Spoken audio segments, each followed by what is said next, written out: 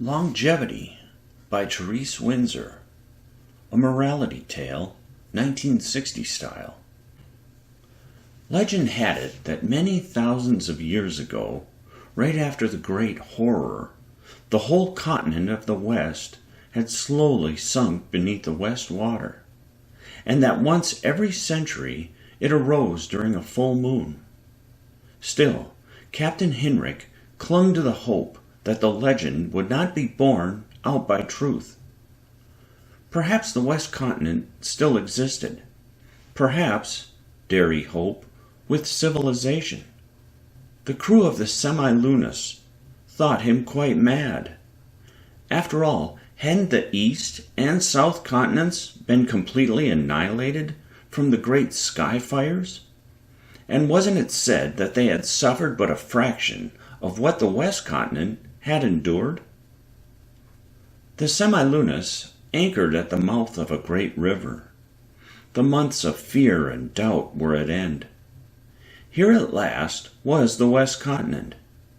A small party of scouts was sent ashore with many cautions to be alert for luminescent areas, which meant certain death for those who remained too long in its vicinity. Armed with bow and arrow, the party made its way slowly up the great river. Nowhere was to be seen the color green, only dull browns and grays, and no sign of life, save for an occasional patch of lichen on a rock. After several days of rowing, the food and water supply was almost half depleted, and still no evidence of either past or present habitation.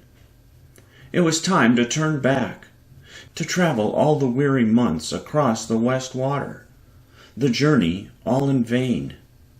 What a small reward for such an arduous trip! Just proof of the existence of a barren landmass, ugly and useless. On the second day of the return to the Semilunis, the scouting party decided to stop and investigate a huge opening in the rocky mountainside. How suspiciously regular and even it looked, particularly in comparison to the rest of the countryside, which was jagged and chaotic.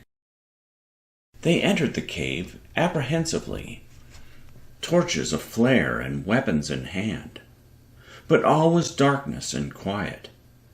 Still, the regularity of the cave walls led them on. Some creature, man or otherwise, must have planned and built this. But to what end? Now the cave divided into 3 forks. The torches gave only a hint of the immensity of the chambers that lay at the end of each. They selected the center chamber, approaching cautiously, breath caught in awe and excitement.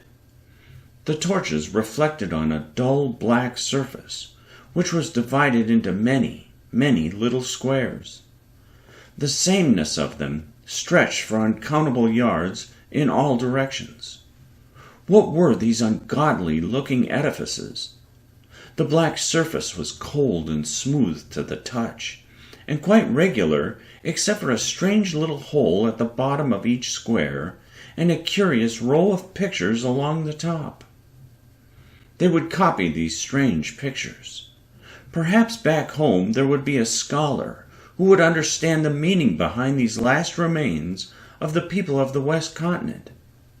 The leader took out a slate and painstakingly copied, "Safeguard your valuables at 𝘊𝘰𝘮𝑦𝘮𝑦 Mountain Vaults, box number 4544356782. The end.